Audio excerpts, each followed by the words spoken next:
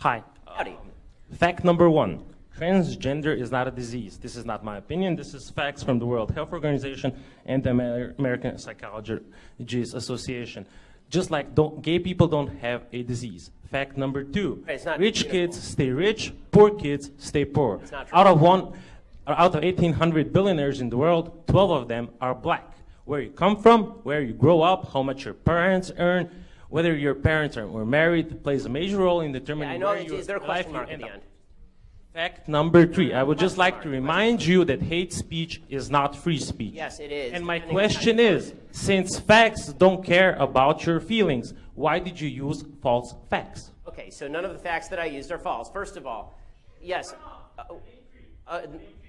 No, okay, first of all, would you like the answer? Okay, so the three facts you mentioned, you talked about transgenderism. First of all, until 5 minutes ago, the DSM specifically defined transgenderism as a disorder. It defined it as gender identity disorder, now calls it gender dysmorphia, which doesn't even make sense. It says that depression is the actual problem, not the actual gender disorder, which again does not explain why the transgender suicide rate is upward of 40%, and the actual suicide rate for the rest of the American population is lower than 3%.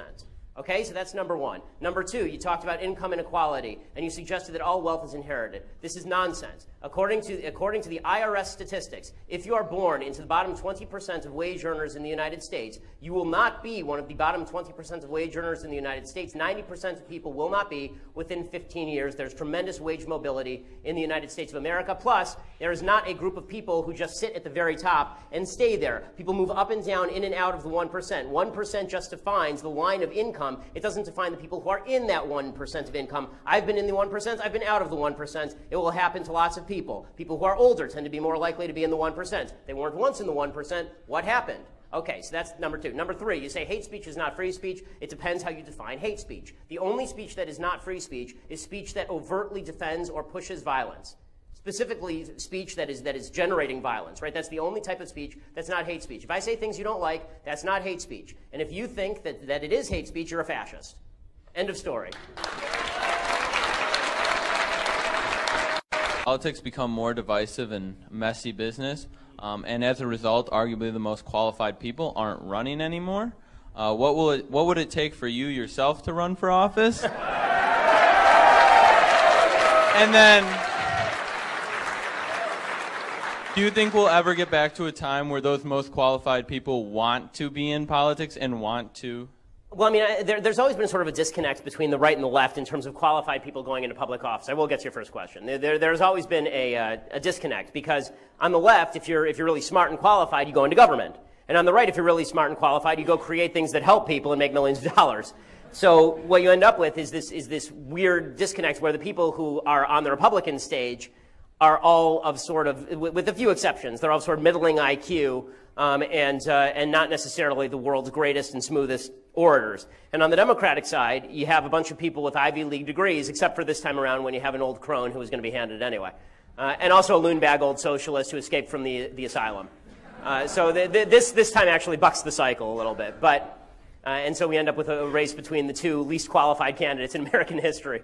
But all that said, what would it take for qualified people to jump in? First of all, people have to learn to love the fight, especially people of our generation. We have to learn to love the fight. Okay, the fight can be fun.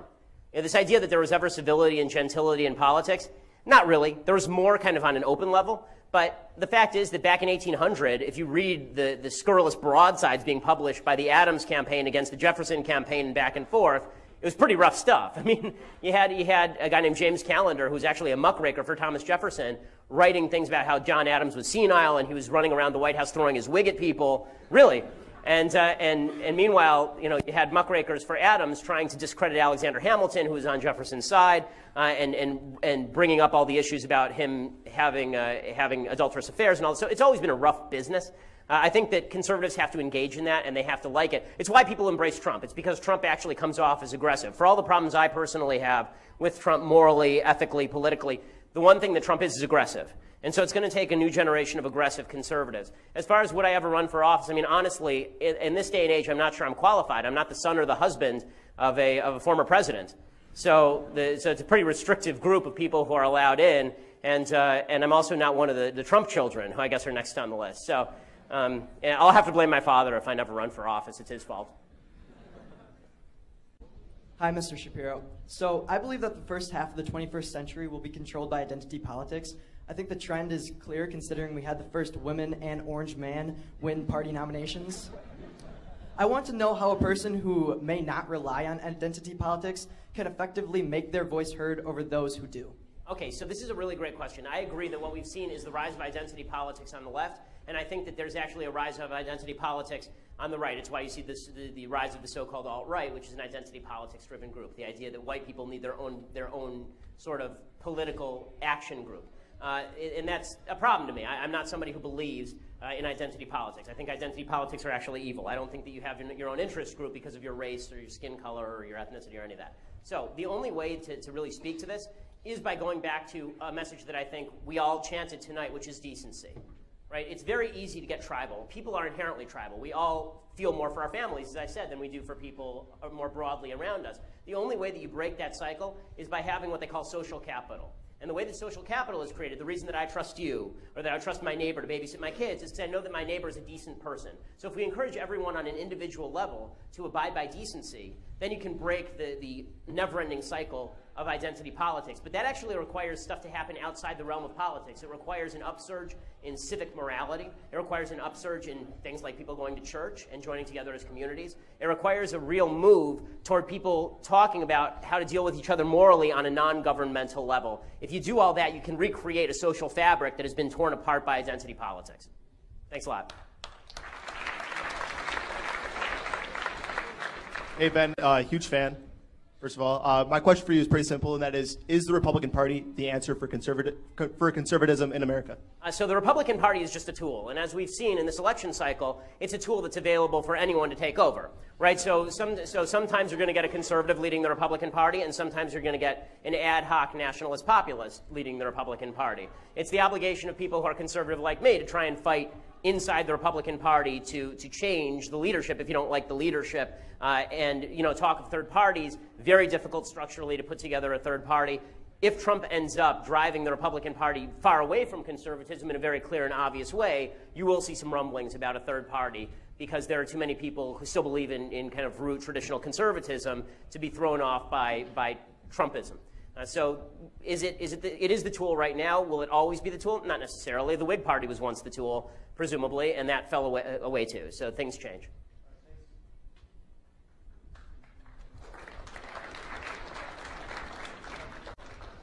Good evening, Mr. Shapiro. I have a question for you as a Harvard Law School graduate. Sure.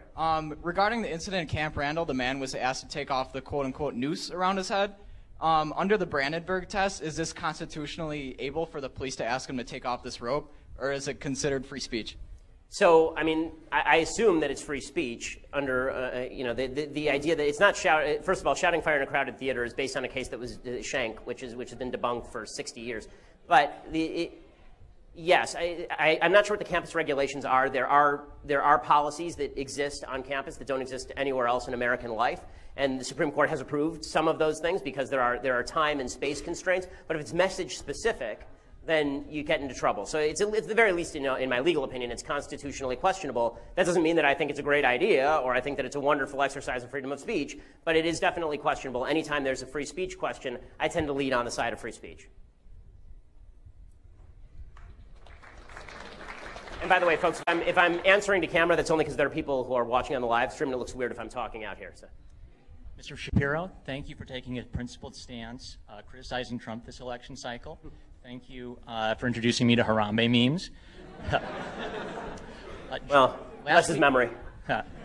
Last week, John Oliver used his show as a call to arms to support Planned Parenthood because Republicans have the House, the Senate, the White House. Do you anticipate pushback within the Republican Party if the pro-life movement tries to move forward with its agenda in the next 2 years? I mean, this is a really good question. I'm not sure how committed Donald Trump is to, for example, reversing funding for Planned Parenthood, right? He said early in the primaries that he liked Planned Parenthood. He thought that they did some good work.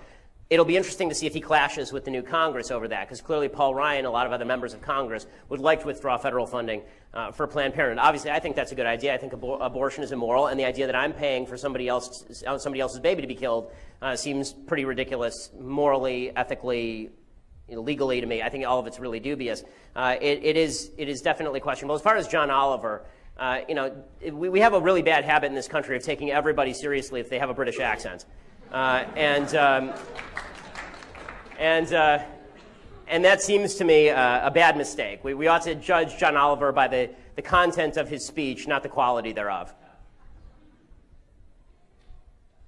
We've seen... Thank you, Ben. Huge fan. Would you say it's possible for the left to recognize broken families as one of the biggest problems in American society? And if so, what would it take for the left to realize how big of a problem this is? Okay, so the left is never going to recognize that broken families are a problem because it is one of the goals of the left to break families. Historically speaking, if you read Marx and Engels, they do not like the traditional family. They think the traditional family is a bulwark against an overarching, brutal state. Right, so the idea is, and they want the overarching brutal state, so therefore they don't want the family. The family is a bunch of people who care about each other more than they care about the community at large. And so this is why in Soviet Russia, the chief goal was to separate children from their family, have them turn on their parents. I mean, some of the great Soviet heroes in the Soviet Union were kids who reported their parents to the authorities. Right, so the left has never been in favor of traditional families. They see it as a threat. Because traditional families don't vote according to how the left wants them to vote. They vote in favor of leave me alone. I've got my family. It's my job to protect them. So the left is never going to stand up in favor of that to the detriment of everybody involved. And therefore, it's incumbent on particularly religious people, because religion still has a significant amount of weight in American life, unlike in Europe. It's incumbent on religious people to make sure that their kids understand the value of family. It's incumbent on secular thinkers to make clear to people that broken homes, that single motherhood is not an affirmative good.